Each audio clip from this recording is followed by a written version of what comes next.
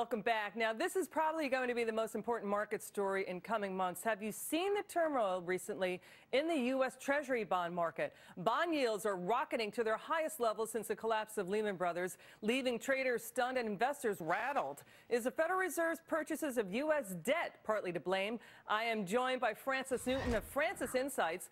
Now, Frances, you're going to want to listen to Frances. She predicted the October 2007 market crash months ahead of time, also predicted 6 months ahead of time the March 2009 market plunge, did that within 220 points. Frances, so good to be with you tonight.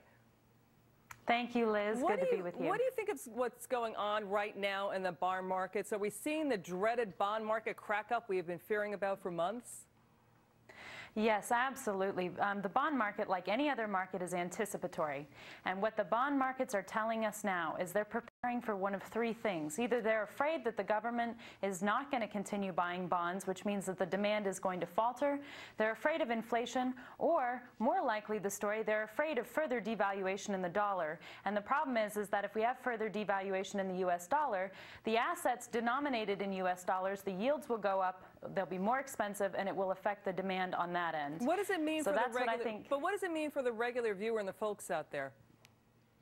For the regular folks, here's the situation. I think a lot of people, when they became uncertain about the equities, and we know that there's a lot of uncertainty out there because of the record low volumes, went in and they bought U.S. Treasuries because that's old faithful. And they went in and they didn't mind that they were paying a higher price, maybe $1.25 or $1.30 on the U.S. 30-year with a very low yield, because it was about preservation of capital, and maybe somebody would follow their advice and they'd get a little bit of a jump.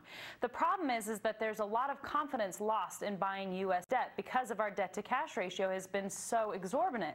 And the thing is that people just started selling when they lost the confidence, and then the moms and pops who got their fixed income rate said, wait a second, we're never going to be able to replace the loss in capital with this low yield. And so they sold and sold.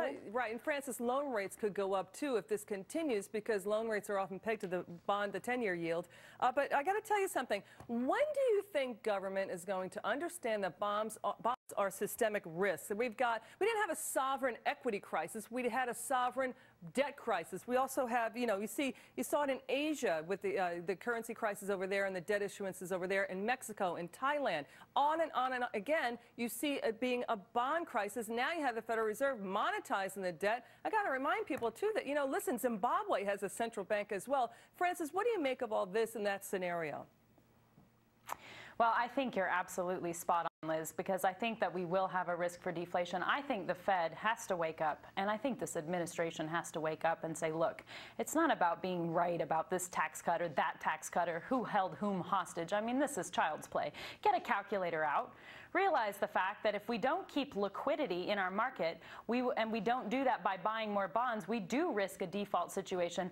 The Fed has to create some kind of incentives in the short term to buy bonds, or they have to continue buying bonds themselves. But I also say that we will get a W-shape recession or possibly a depression if they don't change how they monetize the debt. I would say 2012, 2013, Yikes. we're really going to start to feel the pain. I'll tell you something.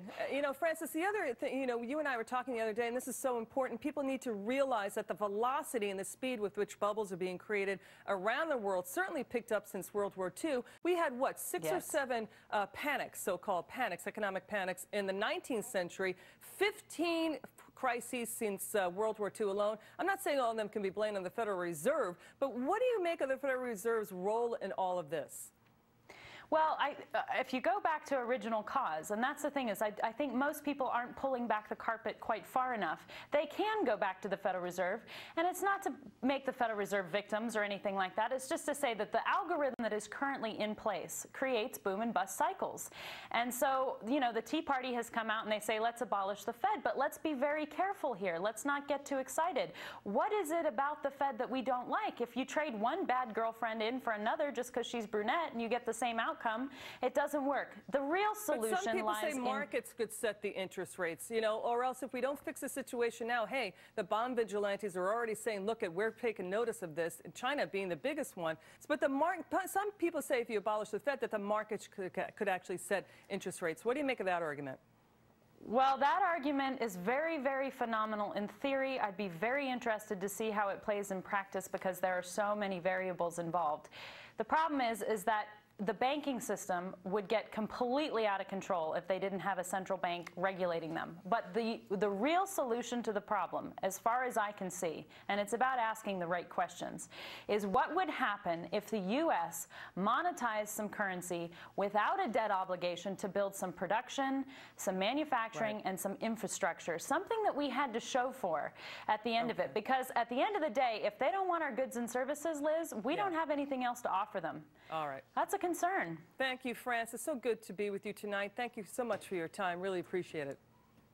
Thank you, Liz. My pleasure. Next up, if you're fired up about this or any of the issues on the program, just drop